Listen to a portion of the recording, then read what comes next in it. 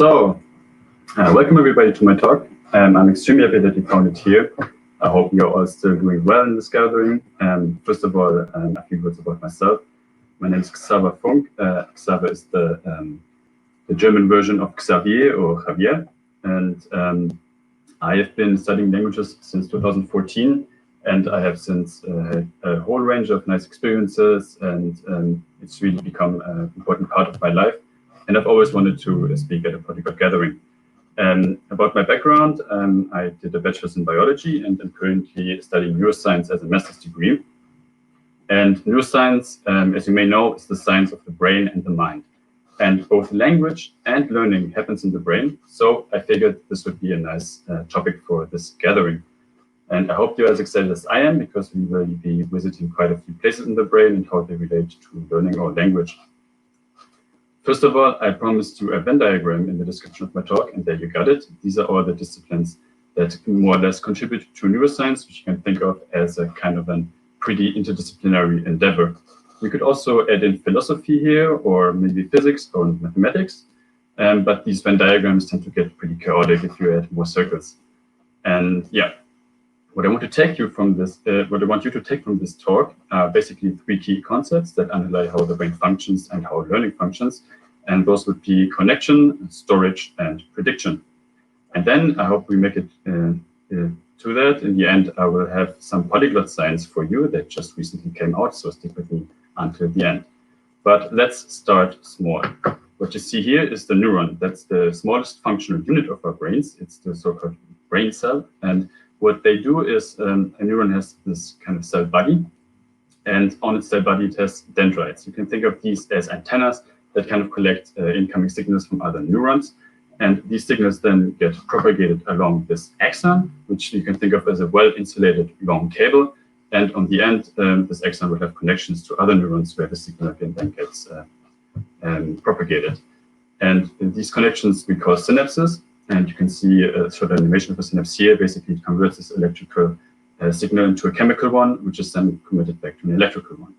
And in talking about these synapses, we reach our first basic key concept that would be connection. You can think of learning in this context as making new connections. That would mean then strengthening synapses and the formation of new synapses. And this culminates in this basic mantra of neuroscience: neurons that fire together, wire together. You can repeat this after me. All together, neurons that fire together, wire together. Nice. Okay. So keep in mind that the opposite is also true. So if you don't use it, you lose it. That's why the brain has been likened to kind of a muscle that you have to train to maintain it quite a few times. And that's, of course, also true. And in this picture here, you can see a more detailed version of a neuron. And note that this one has so-called dendritic spines, which are like mushroom-shaped structures that sit on the dendrites, and they build one half of a synapse, the other half being an incoming axon from another neuron. So the question for learning that is important is now, what can we do to support synaptic growth? And to that end, I would like to share with you two top secret lifestyle hacks that only the CIA and the Chinese government know about. And the first one of them would be sleeping. Yes, sleep. So what happens during sleep is basically the formation of dendritic spines and therefore synapses. And what this study showed, what you see here is a picture of a dendrite two times, once before learning and before sleep, and then after learning and after sleep. And indicated by these blue arrows are places where dendritic spines start to form, and therefore also synapses. That's why sleeping is really important. It's actually pretty important for other aspects as well. So I hope this will come up another time in this talk. The other secret lifestyle hack would be exercise. Exercise actually has various benefits for the brain, including the increase of blood flow to the brain. And in the blood, there are really important things for the brain, namely sugar and oxygen. The brain needs this to work properly. So because of that, exercise, first of all, has a nice influence on your mental fitness. Then secondly, and this is illustrated in this study, your brain secretes BDNF during exercise. And this is a hormone, brain-derived neurotrophic factor, neurotrophic because it somehow has something to do with growth. And this is basically illustrated here. So before the application of BDNF, you can see this really poor dendrite that doesn't have any spines. And then after that, spine started to grow after the application of BNF. So exercise also promotes the formation of new synapses. And this rounds up our first key concept, connection, and it forms kind of the underlying principle of everything that follows. Yeah, so basically what you can take home from this is that to learn well, you have to support your synaptic growth. And before we go on to the next one, first of all, we need a brain. And so let's build one. It's pretty easy. You just take one neuron. We already know that. Okay, great. Then you let it evolve for about 500 million years. And that will give you a whole range of different neurons that serve different functions. And then just pick out 80 billion of those and make 100 trillion synapses between them, and then organize out of that in a highly complex structural manner. And then you got yourself a brain. And now that we have one, I owe you the obligatory, quick, and insanely simplified tour of it. So this part right here would be the brain stem. It's the oldest part of the brain, and it has functions such as controlling your heart and breathing rate, also sleep cycles, and it has a lot to do with language, so therefore let's go on. This one is the cerebellum. It's important for motor control and coordination, and it's relevant for your Sprechmotor, which is a really nice German word that describes basically your speech apparatus. And this part right here are the so-called limbic structures that used to be called the limbic system, but that's kind of an outdated concept by now. And there's a lot of structures that are important for emotion, memory, and motivation. Two really famous ones that will come up later are the hippocampus, which is important for memory, and the amygdala, which is important for emotion. And this part right here, it's the biggest part of your brain. It's a neocortex. That's you can already see kind of new. It was the most recent part of the brain that developed, and it serves a whole range of high cognitive functions and is really popular for research nowadays. Some of these would be executive and emotional control. If you want to hear more about this, Tim Keeley did a great talk at last year's gathering about executive control. Also, this is where people think the self concept is somehow localized, but that's still a question of debate. And also, neocortex is really important for memory, as we will see, and of course, really important for us for language. And if we look a little bit closer onto the neocortex, we generally divide it in 4 parts, and really important for us are the frontal lobe, that is here sitting in front, and the temporal lobe, which sits on the sides. And if you would cut through the cortex, you would note that it's kind of a layer of different neurons that would be like 4 millimeters thick, that is wrapped around your brain, let's say. And speaking about language, these are basically more or less the language-related areas that you can find in the cortex. These are mostly left lateralized. That means they are on the left side of your brain. I say mostly because actually the structures that are important for accent, intonation, and prosody in general are mostly on the right. And also, if you're a left-hander, you have a 30% chance that your language areas would be on the right side of your brain. And we know these areas from a lot of different methods. One would be the investigation of aphasiacs, that is, people that lost some language ability. And that's where we got these usual suspects that we may have heard before, the Broca's area and the Wernicke's area. And if you have a lesion there in Broca's area, you might have problems forming grammatically correct sentences, although your comprehension is still great. And if you have a lesion in Wernicke's area, your comprehension is completely destroyed. You can't comprehend anything, but still you form sentences that are grammatically correct, but lack any meaning. We also know a lot from neuroimaging, of course. That's like a pretty hot topic recently in neuroscience, and also from connectivity analysis, where we look at which brain areas connect to which other brain areas. And what we found here was there's a really pronounced connection between Broca's and Wernicke's area, called the arcuate fasciculus. So this would be a bundle of axons that connect these areas.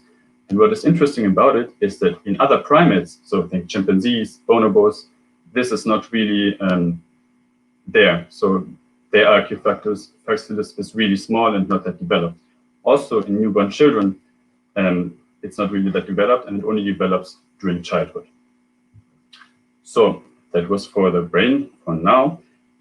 Let's turn to memory. When we talk about learning, we also implicitly talk about memory, of course. And for the purpose of this talk, I want you to think of memory as being two systems, one being the working memory and the long-term memory. And their relation is that the working memory encodes stuff into the long-term memory and is also able to retrieve stuff. And it is also processing any incoming information. So to more clearly define that, the working memory basically is a cognitive system that can hold information temporarily and manipulate it. So think that is usually what you are thinking with, let's say.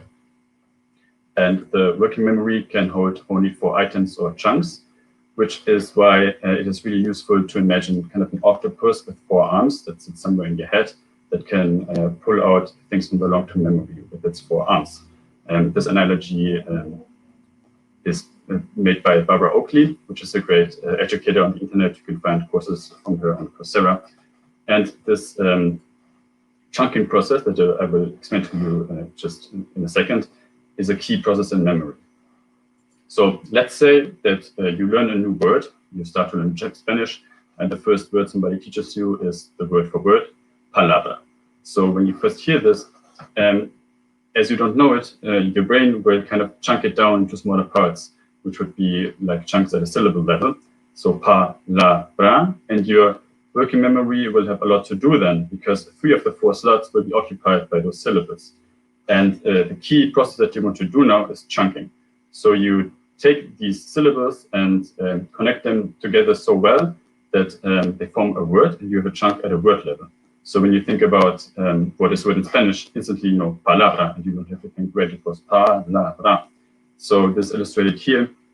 Now this word palabra only takes up 1 arm of your octopus. And we can take this even further if we think about chunks at a phrase or sentence level, like ¿qué significa esa palabra? When you first hear this or first try to say this, the working memory will be basically full. So every tentacle would be occupied by 1 word of the sentence. And that means that you don't have any free mental space to think about the answer or think about what you're going to say next. So you want to have this phrase as 1 single chunk only in your working memory. That way you have space to think about the answer or what you want to say next. So the question now becomes, what can we do to build chunks? And those chunks are basically somehow stored in your long-term memory. We look at how exactly that works. And one interesting thing to note here is that your long-term memory is actually 2. So you have your explicit long-term memory, and that is what we are going to talk in detail now. It basically stores things that you can consciously recall. So think about facts like what is the capital of Paris, or words like what is word in Spanish. And also, this is a place where episodic memories from your life are stored. So think about, for example, oh, you know, last year's gathering in Bratislava, the nice weather, and stuff like that, the nice food as well. So these kind of things is what your long-term memory is responsible for. And now finally, we arrive at our key concept number 2, which is storage. So in this context, let's think about learning as building a library of chunks. So these chunks then will be for your brain, networks of neurons that fire together. And we will use a declarative memory for that, and thereby form chunks explicitly. And one key player in this is the hippocampus that I mentioned before already. It sits here in the temporal lobe of your brain, indicated in blue here. And if you cut it out, it kind of looks like a seahorse, and that's where it got its name from the French hippocampe for seahorse. And crucial to note is that the hippocampus is not actually the place where long-term memories are stored, but rather they are stored somewhere in the cortex. And the principles neurons that wire together applies here as well. So when we form a chunk, what happens is that basically the hippocampus activates neurons somewhere in the cortex that by this activation fire together and thereby get wired together. And this is illustrated more clearly by neuroimaging. So researchers asked the question, which brain areas are active during successful memory encoding? And then they put people in a scanner and they receive these images, and you can think that all the spots that you see around here are basically activations that people found in the brain. And in the first figure here on the top, we see this basically cut right through where the hippocampus sits. You can see a really clear, distinct activation in the hippocampus. And down here in figure B, you can see activations distributed somewhere around the cortex. And now we can derive from that maybe these activations here, they correspond to a chunk that is a network that is connected. And by its activation, it's this chunk in your consciousness. And really interesting also is that people now think that these activations in the frontal part of your brain kind of correspond to the working memory. So there you got the full picture. Working memory, hippocampus, cortex, chunk. And one important thing to note here is that actually the hippocampus is not made for words. And that becomes evident if you think about its evolutionary history, because it actually appeared together with the first mammals. That was 225 years ago. But language only emerged about around 100,000 years ago. So if you compare these two timescales, that would be like the second of a day. So actually what hippocampus evolved for was questions like, what should be avoided? This is what uses the episodic memory. So if you remember that you've been attacked by some wild animal before, you will sure as well avoid it in the future. Also, it's pretty important for questions like where am I? So the navigation of complex environments. And this becomes evident as researchers found some specific cells in the hippocampus of rats that only activate if the rats are in a specific place in a room. And now put yourself in the shoes of this poor guy. He has evolved for so much time to deal with these questions, and now all of a sudden you throw at him some linguistic content, and there will be, of course, some problems for him to encode this kind of stuff in the long-term memory. And I'm going now present you some ways so you can help your hippocampus in this process. And the first one I want to illustrate with an example. So let's say I tell you that the German word for table is Tisch. If you now go on, you may be likely to forget it. So let's do something that maybe helps your hippocampus to store this more readily, more efficiently. And actually, I don't have any idea how to do that. Maybe somebody from the audience. Yeah, what about you? Yeah, Benny Lewis, please go on. Okay, let's imagine a table made out of tissues. So I have a table made out of kitchen roll or whatever it is, and I put a drink on it, and the table collapses. The drink spills everywhere. I have to get all of these tissues, and I have to wipe it up because it's created a huge mess. So what Benny did here was use a mnemonic, and note what he did. He made use of the following: an association between tish and tissue, which is kind of like a hook for in his memory to hang this chunk on. And then he invented a story. So he used the episodic memory of his hippocampus, which hippocampus is good for. And he includes spatial information. So he put this drink on this table of tissues, and then the table collapses. So that's like spatial information. And then in the end, which is also crucial, he used emotion. So it was like, oh, what a bummer, now I have to clean this all up. So use emotion. And why do emotions help hippocampus? That is because of this neighbor indicated in purple that sits right next to it. That's the amygdala. And as I mentioned before, the amygdala is really important when something emotional happens. And when something emotional happens, the amygdala basically starts to fire and excites the hippocampus, telling him, oh, this is really important, please encode this. So use mnemonics, that's a really nice thing to do.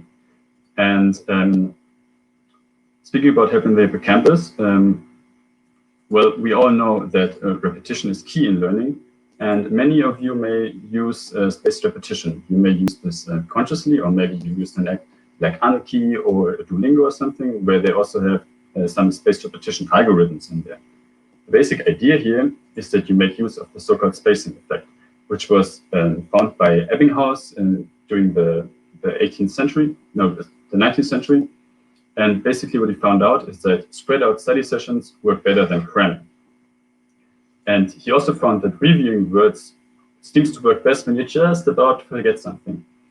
And maybe you've experienced this as well, and you ask yourself, why is that? So nowadays, people that do research in this think that it's related to attention. And this was illustrated recently by a study done by Koval and colleagues. And what they did is they tried to teach people finish words in an English context in two conditions. So if you look at this red box here, there was the masked condition in this study. So they taught people the word rakenus, and it comes up 4 times in 4 consecutive sentences. Then they had another word, savuke, that they tried to teach the people, and it came up also 4 times, but in a really distributed, spaced fashion. And what the researchers then found out was that, first of all, of course, the spaced words were retained better. We already knew that. But they also measured people's eye movements, and thereby they could measure their attention. And they found that people put more attention on spaced words, and this was indicated by reading time. And this is what you can see in this graph here. So these numbers here are the reading time in milliseconds. So 1 second would be 1,000 milliseconds. And for the masked condition, the attention people put on the words dropped significantly. Whereas in the spaced condition, it also dropped, but less quickly. So what you could get from this example is that repetition is key, but also timing is also key. And it seems that we came back to my favorite topic, which is sleep. What I want to tell you about here are some studies done by Matthew Walker, which is a big player in sleep research. He has written a book called How We Sleep that I encourage you to check out. He found that not only that sleeping enhanced retention of information, that's going back to what we discussed before, but also sleeping enhanced the capacity to take up new information. So he had a study where he let people nap before they had a study session that they had to recall later. And he found that people that napped before the study session did better in encoding this new information. And he rated their performance directly to something called a sleep spindle. So that's basically a burst of electrical activity that you can see here that happens when you sleep between the hippocampus and cortical areas. And Walker likened this to an electrical transaction that occurs during sleep that mediates this process of consolidating memory and also of freeing up your mental space, let's say. Therefore, and you might have noticed this as well in your personal studies, the best times to learn are right before and right after sleeping. So in the evening and in the morning when we have a clear head. And that now concludes our second key concept, storage. It was all about forming chunks, and this will help you a lot in the acquisition of vocabulary and phrases. So what you can take home from here is you should help out your hippocampus. And let me introduce you to our third key concept, prediction. You can think of learning in this context as reducing uncertainty and reducing processing costs. This tries to answer the question, which chunks are likely to follow each other? And this will be important for syntax and grammar. And you can think of it as the implicit acquisition of patterns. And what we want to do with this is to achieve automaticity. And let me show you what I mean by that. Imagine somebody has done a lot of spaced repetition and really nice mnemonics and has slept a lot. So he may have really well-formed chunks in his long-term memory. But he doesn't really know. So let's say this person wants to speak or listens to something. He maybe show a processing that is pretty unstable, slow, controlled, stoppable, and possible only within the limits of his working memory capacity. And what you want to achieve, if we do the right predictions, and I will tell you how that works, we want to achieve an automatic kind of processing that is stable, fast, ballistic, and not controlled and not limited by working memory capacity. So knowing which chunks are following each other. And to that end, first of all, let's try something out. Let's do a virtual experiment. So what I want you to do is to focus on the center of the screen. There will be some German words popping up that form a sentence. For those of you who don't understand German, there will be an English translation in the bottom. And just read along aloud. So let's go. Bestrich das warme Brot mit Socken. So you might have noticed, if you understand in German or you read along in the English translation, that there's some kind of a weird feeling in your head, and what you just experienced is known in linguistics as a semantic violation. And we can use a technique called EEG to look at what just happened in your brain. And what this basically entails is that you put a lot of electrodes on the scalp of people's heads, and then you can measure this kind of electrical activity that comes from the brain that sits below your scalp. And when you do this with this sentence, what you will see, you have the sentence here with the dashed line, so the sentence with the semantic violation. In the solid line, you have a sentence that is just normal. And if you follow those processing curves, or like these electrical activity curves that come from the EEG, in the semantic violation condition, you will have a really pronounced peak at around 400 milliseconds. That's why it's called 400. And also it's in a negative direction. Note that EEG people always put negative on the top for some reason. So that's why it's called the N400. This is a really established kind of reaction that people are discussing a lot.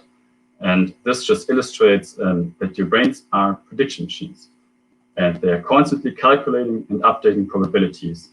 So they're basically always trying to answer this question, giving the preceding context, what is the probability of any upcoming word? And this N400 is, as I said, an indicator of a prediction error, because you did not expect socks. So let's work this again. Bestrich das warme Brot mit. Your brain will now ask the question, what is the next word? And maybe it does, in your head, you have now kind of a distribution of words in probabilities that looks kind of like this. So P is for probability. So maybe the probability of butter would be 60%. You expect this kind of a lot. Maybe you would also expect Nutella with 30%, or maybe even Nuss-Nougat creme, which is a fancy word for saying Nutella, with 10%. But for sure, you won't expect Socken in this context. And now, of course, the question is, how does a brain do this? How does it achieve these probability calculations? And this is described mathematically pretty nicely by this formula right here. That's Bayes' theorem, and it's a really hot topic right now in neuroscience. And it basically describes how probabilities are calculated in the brain. How exactly your neurons and synapses achieve this is, again, through the right connection and the strengthening of synapses. And if this seems kind of intimidating to you, well, it should. This is basically one of the harder concepts of neuroscience to understand, but I will walk you through it. So think about it this way. Let's say A is a word and B is the context. And you should read this dashed line here as saying given. So this would be read as the probability of a word A given the context B is then the probability of the context given the word A. This is, you can think of this as, so which probabilities, which context do I have attached to a certain word? So to the word socken, you certainly don't have the context of smearing a bread attached to it. That's why that would be pretty low in this example. And this then gets multiplied by the probability of the word by its own. So you could think of word frequency, or how much have I encountered this word in this language. And this then gets divided by the probability of the context appearing in the first place. And just for the sake of discussing these terms, this is what's called the prior, and this is what's called the likelihood. And if it still seems mysterious to you, I will walk through it again in a bit with a concrete example. But note that now this question, given the preceding context, becomes the question, given my previous experience in the language, what's the probability of any upcoming word? Because this likelihood, the probability of a context given a given word, and the probability of a word, is you kind of have an influence in that by the way of what kind of material you use to learn your language. So what I mean by that is, let's imagine a person A, and she has been living with a roommate that always puts the following on his bread. And, you know, given this experience, her prior on Nuss-Nougat creme will be pretty high because she always sees this word, she maybe hears this word, and maybe also her roommate may constantly comment on his bread spreading procedure. Like every morning, they're in the kitchen and her roommate says, oh, now I'm spreading my bread with this Nuss-Nougat creme. So therefore, she will also hear this used in this context a lot. So the likelihood will also go up. And this means that her probability distribution for the next word, given the sentence that we just heard, may be kind of like this. So she would expect Nuss-Nougat creme a lot more than typically you would expect this. And the probabilities for returned honey would then be less.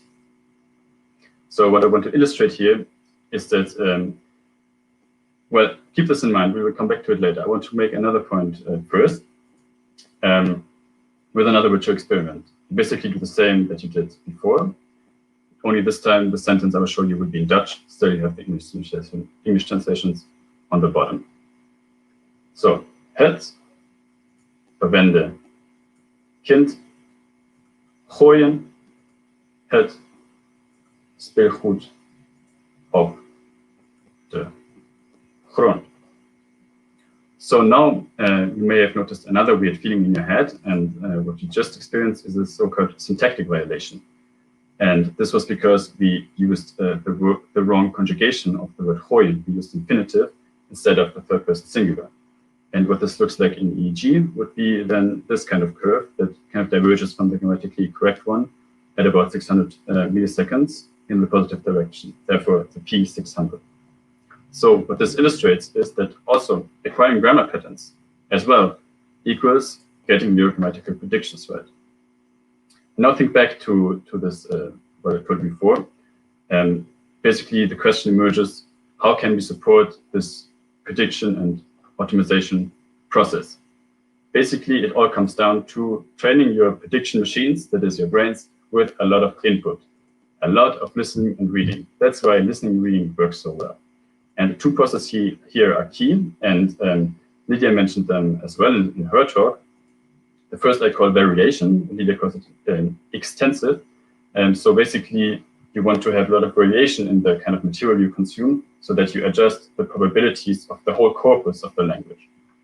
And then the other key process would be overlearning, or as Lydia calls it, intensive input.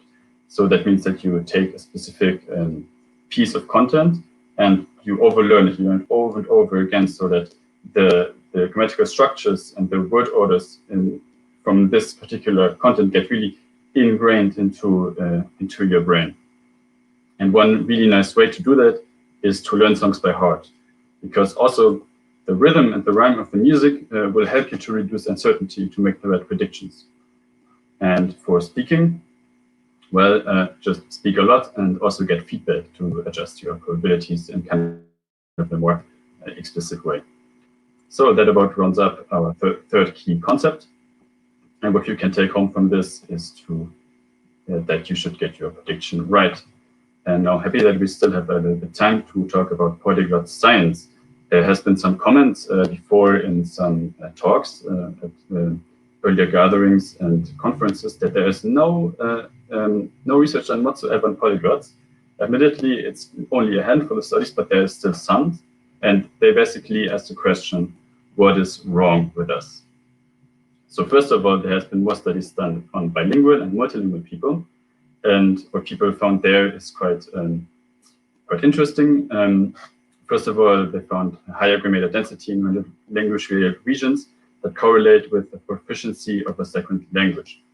What this exactly means is that in some language-related region, you have your cells are packed more densely, you have more of them, and this is in general a really good thing, as it kind of relates to the second thing that people found, that the onset of dementia seems to be delayed in bilinguals. And if you look at how the brain of bilinguals processes the respective languages, what we find is that generally a second language is processed by more or less the same regions, although less lateralized. So let's jump into the polyglot science. A really interesting author is this guy Hiltenstam. He published these two books that are about language, and these are like this kind of research-like books where every chapter is written by another person and they present their recent research. And in both of these books, Hiltenstam wrote two chapters that concerned polyglots.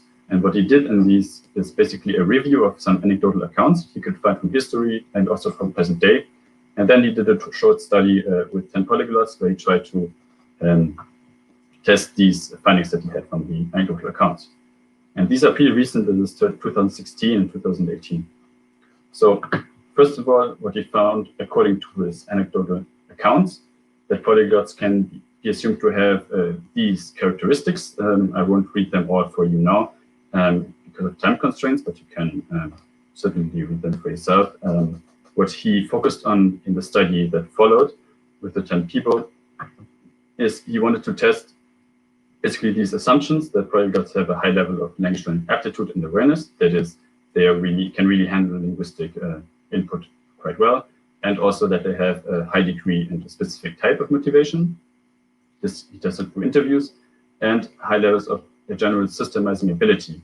That is, systemizing is kind of the drive to find out the variables underlying and concepts underlying some process. And he found that in these accounts, people really tended in this direction. And what he used was basically these participants, 10 people. You can see here the number of their languages that are reported and also which level they thought they are at. And interesting to note, he defined a polyglot as somebody speaking 6 languages or more and having acquired one of them after adulthood, which Wittgenstein admits is kind of arbitrary, but apparently it's just been done before in the literature. And he gave them some tests. First of all, he assessed their language aptitude with these llama tests. And you will see this more in detail in a second. And he furthermore assessed their empathizing and systemizing abilities. So that goes back to this systemizing ability assumption. And then he did interviews to assess their motivation. So what we can see here are the results on this language aptitude test. It's basically consists of different parts that test different aspects of language learning. And what we can see here pretty clearly, you have the initials of the participants put here in this graph, and a lot of them perform as outstanding in a lot of these tests. And this is unprecedented in the literature. This is the most language proficient group that they ever tested on these tests. And he therefore concluded that polyglots are strong operating on a well-based, based on a well-developed explicit learning strategy, so using hippocampus, while at the same time having access to an above average ability also for implicit language, so the right adjustion of probabilities. In this emphasizing systemizing ability test, well, emphasizing explains itself. It's how well you can put yourself in the heads of other people and feel for them and identify with their emotions and thoughts, whereas systemizing ability is kind of the drive to analyze the variables that underlie a system. And this is also used to assess Asperger's syndrome and people on the autism spectrum. And on the left here, you can see where the general population generally falls. So if you're a woman, you would fall on average somewhere around here, a little bit high on empathizing and just a little notch low on systemizing compared to the whole population. And if you're a male, you score low on empathizing, like a little bit, and a little bit higher in systemizing. And people with Asperger's syndrome score really low. And basically, this ties back to another discussion that I won't go into here, that polyglots tend to be somewhere on the autism spectrum. But Wittgenstein did not really find a conclusion for this, so that these causes here show where his participants fell on this matrix. And he notes that you can't really draw any conclusions from this. So let's go on to the motivation assessment. He said that the motivation of the participants varied to some extent. Although most of them had a strong commitment to language learning, they described it in terms as a necessity or what makes life worthwhile, which made me smile when I read this. And also he noted that they have a specific interest in language structure and sound. And they like to use it specifically as a tool for communication, which is kind of obvious, I think. And yeah, that was that for his study. And the second and last thing I want to show you is this recent study done by Olesei Yurulavlev. This is the first and only neuroimaging study done with polyglots. And it's still in preprint, so this is really hot stuff. What you can see here is the language combinations of all the people she used. So every poly, some number would be one of the participants. And if you look closely here, you may recognize one or two people from the community. I certainly did, because these language combinations tend to get pretty individual. And anyways, what they should do in this study was to just passively read English sentences and lists of pronounceable non-words. And that's a task that is usually done to light up all the language-layered areas in the brain. And of course, they did this in a neuroimaging scanner. And what basically came out of this, and you can see this here on the right, that the left hemisphere language network in polyglots was a lot smaller and less active than in the controls. And this is a common pattern that you find when you look at people's brains that have an expertise in some area. And this is called kind of a processing efficiency change. So your brain gets more efficient when you have high expertise in some field. So this might reflect the extensive linguistic experience of the polyglots. And also they found a less left lateralization for the language, which is in line with what we find in bilinguals. And lastly, apart from that, polyglotism seemed to have no other widespread effects on the brain. And that basically concludes my talk. And I give you the last take-home message from that. Apart from the efficient language network and peculiar motivation, your brains are still normal. And thank you, and I'm ready to take on some questions. We still have time for that. So, what's the difference between working memory and short-term memory? That's a really nice question. This whole short-term memory thing, it depends who you ask, basically. So some people would include the working memory as part of the short-term memory. Some people say the short-term memory concept is outdated, that it's not applicable anymore. And some people say, yeah, it's kind of a process that is, it depends on how you define it. So some people say, so your short-term memory is basically what you can, if I tell you something, something now, you can maybe remember it a few hours later. That would be short-term memory. So maybe it's defined by time. So short-term memory would be everything you can remember that goes back so and so much time, and there people are also not really on the same page. So maybe that's what you can remember from 1 minute ago, from 10 minutes ago. But the working memory really is the kind of the system that you are thinking with. Like you can manipulate information in your long-term memory and also put information into the long-term memory. Yeah, did I answer this? Okay. Are there any neuroscience-related studies that explain if being ambidextrous influences language learning? I don't know if there are studies that specifically discuss this, but this is kind of a general preposition that I don't know how much they research this in detail, but the key idea is that if you use both hands, so if I use my right hand, it is controlled by the left side of my brain. If I use my left hand, it's controlled by the right side of the brain. And people think that if you are able to use both hands, the communication between your brain hemispheres is better. But I'm not sure what exactly are the concrete, if there's any concrete finding that really established this specifically. Are there any difference in the language center of the brain for people with native languages from different groups? You mean, are there any differences in the center? You mean if you compare a person that speaks like Chinese and a person that speaks German as a native language, if their language centers are located in different places, that's generally not the case. But note that for tonal languages, the part of the brain that processes prosody will be greater. There will be more kind of brain tissue dedicated to this task. A couple of weeks ago, Elon Musk suggested there would one day be a language chip replacing human language. Thoughts? Yeah, I mean, Elon Musk is kind of pretty a pretty wide thinker. Yeah, a language chip.